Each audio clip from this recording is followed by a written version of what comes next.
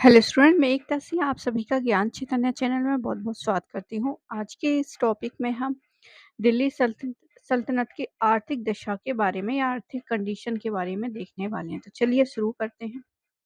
मध्यकाल में एक कहावत प्रचलित थी, उत्तम खेती मध्यम बान यानी वाणिज्य, अधम चाकरी भीख न दान। तो ये कहावत जो है प्रचलित थी। इसका क्या अर्थ है? अतः अर्थव्यवस्था का मुख्य आधार कृषि ही थी। आर्थिक दृष्टि से देश संपन्न था। इब्न बतूता ने दिल्ली को संसार की सबसे बड़ी व्यापारिक मंडी बताया है। इब्न बतूता ने दिल्ली को ही संसार की सबसे बड़ी व्यापारिक मंडी बताया है। इसके अनुसार भारत में सभी विदेशी व्यापारियों को खुरासानी कहा जाता था। क्या कहा जाता था व्यापारियों को? खुरासानी। उस समय देश के अंदर अनेक औद्योगिक केंद्र थे। मावर प्रदेश यानी कि पांड्य देश मोतियों के लिए प्रसिद्ध था। तो यूजीसी नेट पूछता है कि पांड्य देश जो है मोतियों किस के लिए फेमस था? तो याद रखिए मोतियों के लिए पांड्य देश जो है या फिर मावर प्रदेश फेमस था। दौलताबाद मोतियों के व्यापार के लिए प्रसिद्ध था। दाओल बंदरगाह पर तांबा आता था, तो दाओल से तांबा। गुजरात के रेंदर बंदरगाह पर चीन एवं मलाया के विभिन्न वस्तुएं आती थी। बयाना नील उत्पादन का केंद्र था। सिंध में देवल अंतरराष्ट्रीय बंदरगाह था। यहाँ के सरस्वती नगर में सर्वोत्तम प्रकार के चावल जो है दिल्ली आता था।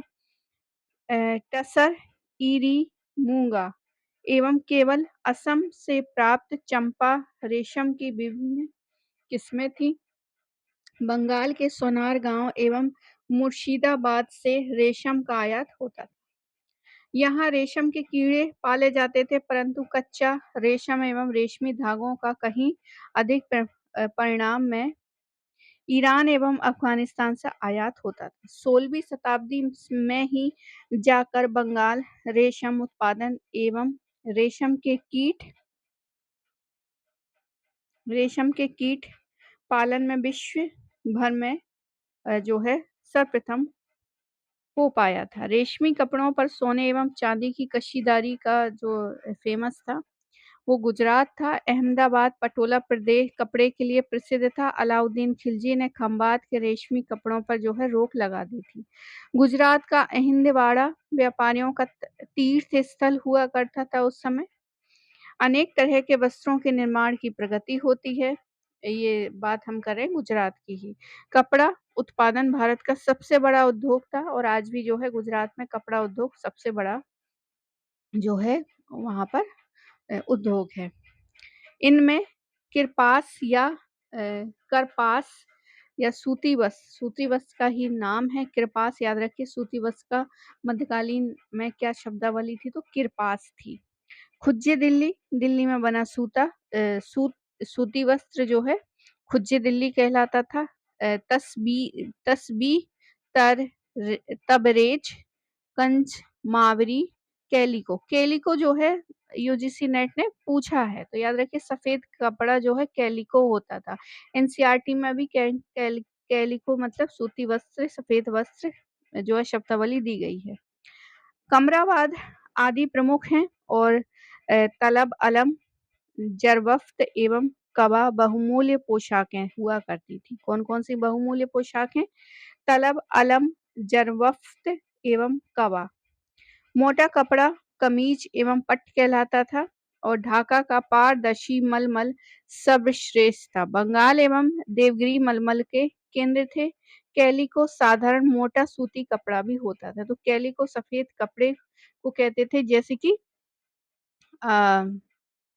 कैनवास का जो एक कपड़ा होता है मोटा सूती, उसी तरह का।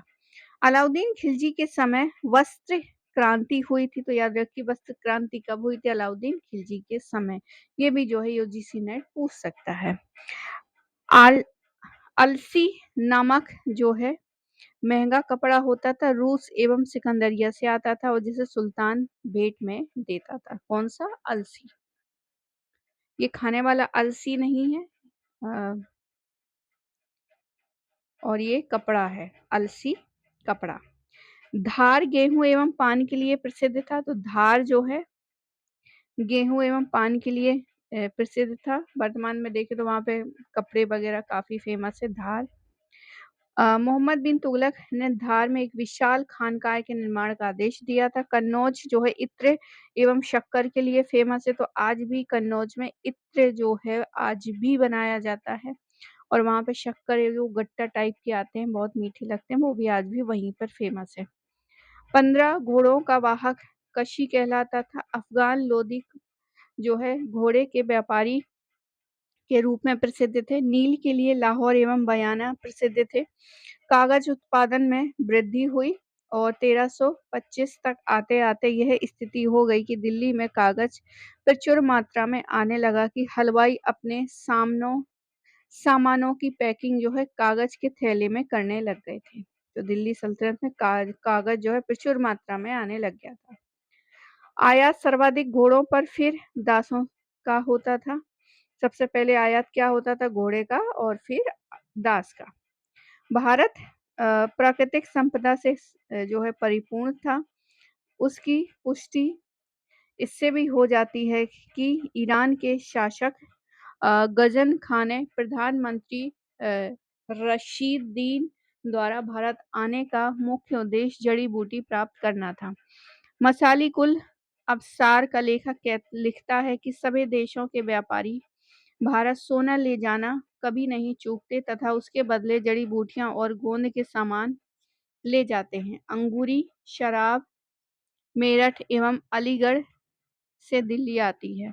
भारत में अफ़ीम एवं मेहंदी हीना लाने का श्रेय भी मुसलमानों को ही जाता है। तो याद रखिए अफ़ीम और मेहंदी जो हम सब लेडियाँ जो हैं लगाती हैं, तो वो ही मुसलमानों का ही श्रेय है।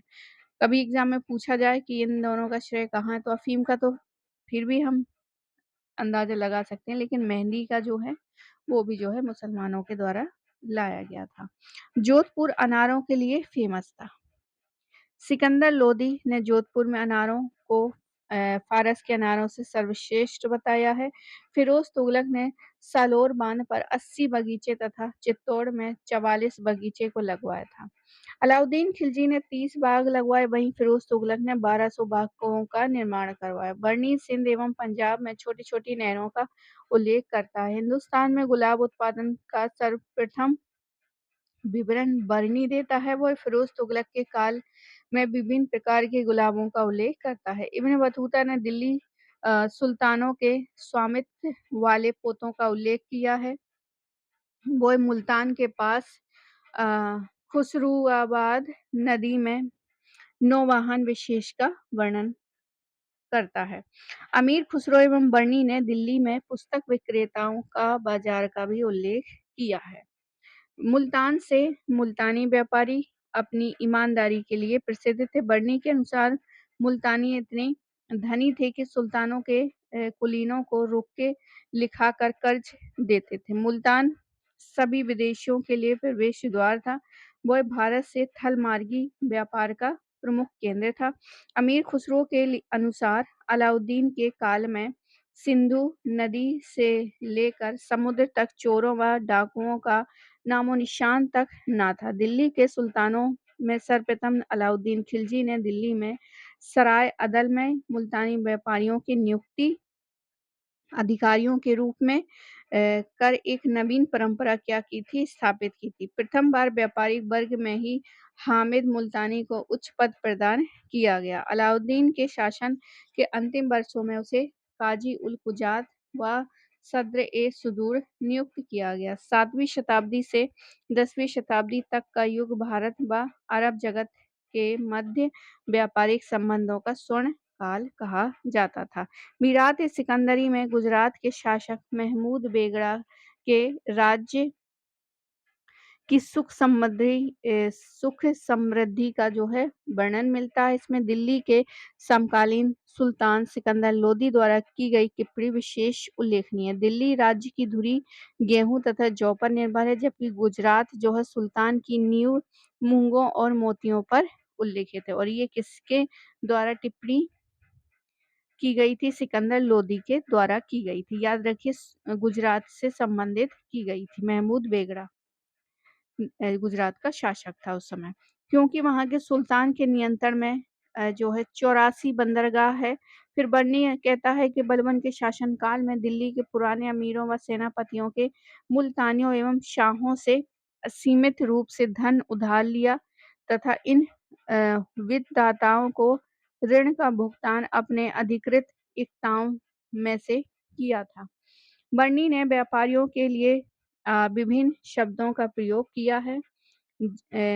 जरगारान, तुज्जार, बाजारियान, कारवानियान, बक्कालान, मुल्तानियान एवं शराफरान। सराफ उन्हें कहा जाता है था जो मुद्रा परिवर्तन के कारोबार में लगे हुए थे। बर्नी की तारीख फिरोज शाही में सर्वप्रथम साहूकारों का जो है लिखित उल्लेख मिलता है। दलाल नामक संस्था का प्रचलन, जिसकी बर्नी ने कड़ी निंदा की है, का आरंभ ही सल्तनत काल में होता है। आगे देखते हैं।